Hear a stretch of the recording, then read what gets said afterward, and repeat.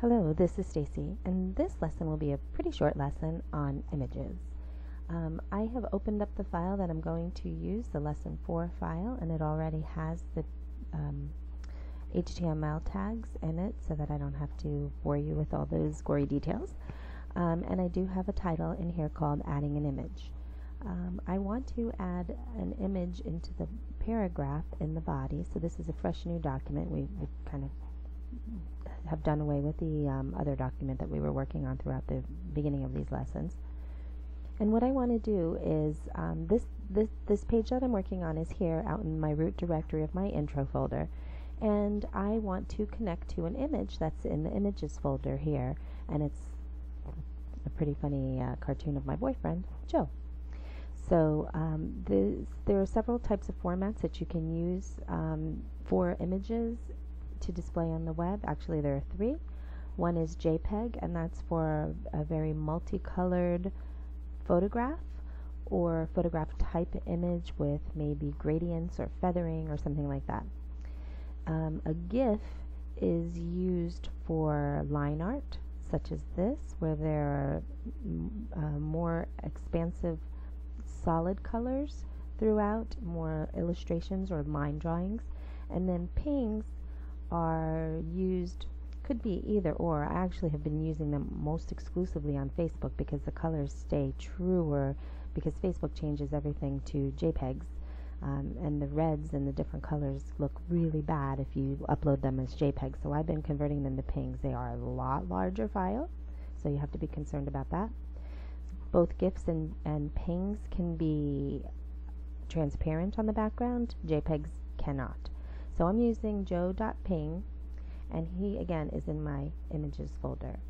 So to add him in to my web page, and you can see I have the web page here in the background, there's nothing on it. So I want to add Joe. I'm going to start with my opening tag, img, and this is one of those tags that doesn't have a close. Back in the day we used to put a slash like that, but that's no longer necessary. Sometimes you will see a close image tag, but that is also unnecessary. So we can't just say image because it doesn't know what image to grab. We need to type in where it is with src for the source. And of course, just like all the syntax that we've been using, we type in quotes, equals, and then two double quotes. And inside there, we put the path to where that file is. So if I go back to my root, and you can see,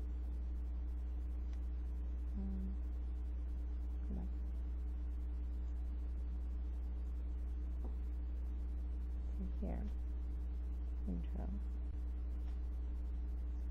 My file is here, but the image is in the images folder. So I'm going to do it the incorrect way first, and I'm just going to type in joe.png and save it. Well, that's wrong because I didn't put the images folder in here. I have to give it the exact directions, or the exact path to this file. So if I come over here after I Control S to save and then F5, you can see that I have a little broken image picture here. So it knows that I want to put a picture in there, it just can't find it. So if I right click on that, and I can inspect the element, you can see that it's looking for joe.ping, but it's not finding it. So let me close out of my inspect element, and I want to go back to my code, and I say, oh geez, I put all my images in the images folder. All I have to do is give it a relative directions from where I am, images / joe.ping. So a relative would be telling it where to go, what path or what directions to take to get to that image, from where the actual file is that's calling it, as opposed to an absolute path, which would tell it http:// the name of the website, the name of the folder, the name of the image. So that's an absolute path. It can't mistake it ever, but it always has the fully qualified domain name starting with HTTP. This says, hey, you know where I am, I know where the image is, I'll just tell you how to get there from here, I don't have to tell you to start from your house. So now when I Control S and save and come back and hit F5 to reload, ta-da, there's Joe. We have a couple other things that we can do to this, a few attributes. I'm not going to work with sizes like width and height so much right now because that's more along the lines of style sheets. But I will tell you, maybe I'll just go over width and height as attributes, but not as style attributes. And now I want to put an alternate text. Now, anywhere inside this, it doesn't matter if it's after PNG or after IMG, I am going to type ALT for alternate.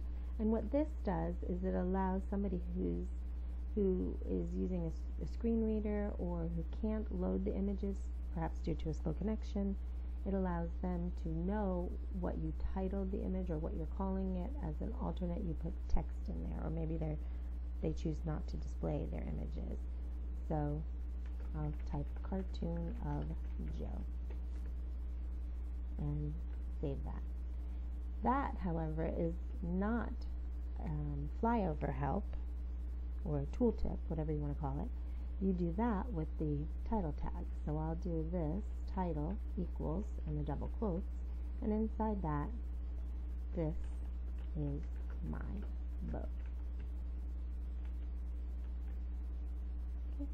So now that I save it and come to the page and reload, when I hover over it, it says this is my bow. That's the title tag. The alt tag you don't see unless for some reason the image can't display because of a slow connection or you have your images turned off. You can change the width and the height of this if you want. I have a really old copy of Photoshop, and this tells me the width is 121 and the height is 344. The browser already knows it, but sometimes it likes a little help. So if I come to the end of this, I could say width equals 344, and I would have to put the height exactly, but if I wanted to distort it, because it's supposed to be 344, but I accidentally put 444 and save it. Let's see if we can make Joe tall and skinny. F5. Oh. Wide and fat. Fat and wide, short and wide. So I just distorted that image.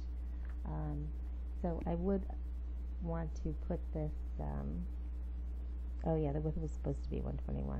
I got that all messed up. So the width is 121 and the height is 344, and save that and hit F5 and there you go. If you don't know how to resize an image, say here I wanted to resize him and I'm constraining the proportions because I don't want to distort it, the image. I can say I want this to be a width of 200, and then Photoshop automatically recalculates that the height should be 569. But if I don't know that because I don't have a tool that can help me figure out the proportions or the ratio, then I need to maybe only set one setting. So I want him to be 200, and then the browser will figure out proportionally how to resize it. So I'll hit F5 and there it goes. So I just have one attribute. Not the ideal way to do it, but it does work in a pinch. So that's all I have for you for now for images. If you follow some of the other lessons coming up, we'll go over how to put a link on this and some other more sophisticated ways of dealing with images to make your pages pretty, and especially style sheets, because right now all of our pages have been kind of boring. So hope to see you soon in the next video. Have a great day.